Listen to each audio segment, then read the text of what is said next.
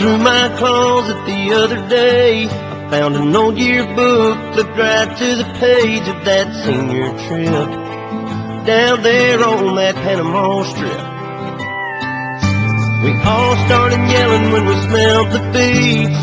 Couldn't wait to try our fake IDs. We only had a few days and a whole lot of memories to make. Oh man, we were living, didn't waste 1 minute. We talked and drank and danced and said goodbye. We laughed until we cried.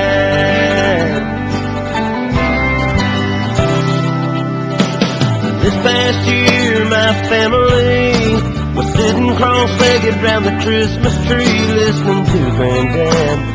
We all knew it'd probably be his last.